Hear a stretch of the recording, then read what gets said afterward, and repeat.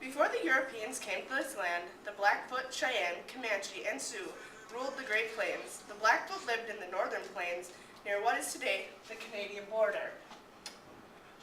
The Cheyenne lived primarily in what is today South Dakota and Wyoming. The Comanche dominated what is today northern Texas and Oklahoma, while the Sioux had many different divisions spread throughout Minnesota, the Dakotas, and the Northeast. However, all the Great Plains tribes were nomadic because of changing seasons and migrating buffalo herds. After years of settlers pushing Native Americans farther and farther west, they were forced onto reservations. As a result of this relocation, Native Americans from the Great Plains lost their way of life. Sitting here makes me remember when we were allowed to travel as the seasons changed. I never thought I would miss the Canadian winds and the raging blizzards during the cold months. Our Great Spirit gave us such important sustenance through the buffalo, and we can't even make use of it anymore. Following those buffalo herds is something else I miss. The long treks on foot and the willow canoes with buffalo hide were easy ways to get around. The travois was also a great invention of ours. Yes, they were very helpful moving our teepees. I miss the old teepees. Those buckskin teepees were perfect.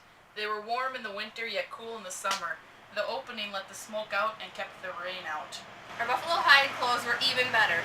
The men dressed in their breechcloths and pants and shirts so finely decorated with quills, their feather headdresses perched on their heads, and the women so elegant in their dresses and buffalo moccasins. The buffalo were not only good for clothing, but we used their bones for utensils and weapons, their intestines for making water bags, and most importantly, their meat for food.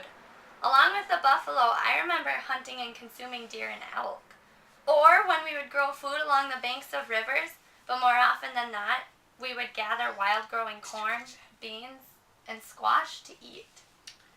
And oh, the powwows we held with all the food, or the sun dances, starving for days, watching the men pierce their chests with wooden skewers, staring up at the sun god. Then, when night fell, we communicated with our ancestors by dancing the ghost dance, the medicine man smoking from the medicine pipe given to us by the white buffalo woman, receiving visions from the gods. I'll always remember when our men would go out on raids. They'd come back with scalps, loot, and goods. Oh, how brave. And the war dances afterwards as we counted coop. Manitou, the Great Spirit, had blessed us in so many ways. I just miss it all. Me too.